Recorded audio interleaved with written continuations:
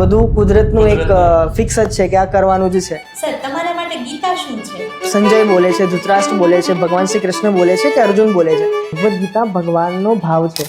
Amazing વસ્તુ લખેલી હશે આથી 5000 વર્ષ પહેલા. ગીતા છે ને એ એક બધા જ ગ્રંથનો મૂળ છે. હા, સાચી વાત છે. Exactly. મહાભારતની શરૂઆત કઈ રીતે થઈ? 3 સગા ભાઈ છે, અંબા, અંબિકા અને અંબાલિકાના.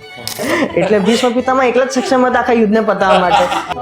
એમાં પણ તો આજના યુગમાં હનુમાનતા છે. ચિરંજીવી છે ને, 7 ચિરંજીવીમાંના એક ચિરંજીવી છે. રામનું નામ તો હોવું જ જોઈએ. દરેક યુગ હોય, ભગવાનને યુગથી ફરક જ નથી પડતો. એટલે કે જ્યારે રથ ગયો ને આખા ગામમાંથી ત્યારે ચલાવતી હતી સુભદ્રા અને પાછળ બેઠા હતા અર્જુન. એટલે આ કારણો હતા કે ભગવાને અર્જુનને જ કેમ પસંદ કર્યો. ધેટ મીન્સ કૃષ્ણ અને શકુની ઇક્વલ છે. આખી ગીતામાં છે ને ભગવાન ટોટલ 7 વખત અલગ અલગ નામ બોલે છે. હું અર્જુનને જ સંભળાવીશ. એટલે અધર્મની સામે અધર્મનું કરવું જ પડે. એટલા માટે યુધિષ્ઠિર પણ નતો. એ સ્વર્ગ નર્ક અને જે 84 લાખના જે ફેરાઓ છે એ શું છે? સૌથી પહેલા આવે શેતત.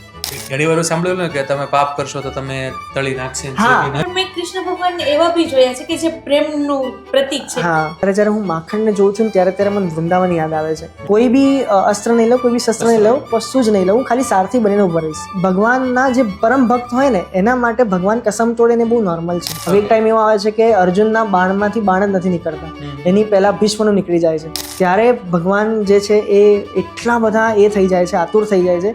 હું તારા માટે કંઈ પણ કરી શકું. જેમ હું કસમ કરી પણ શકું, હું કસમ તોડી પણ શકું. અર્જુન નહીં રહે.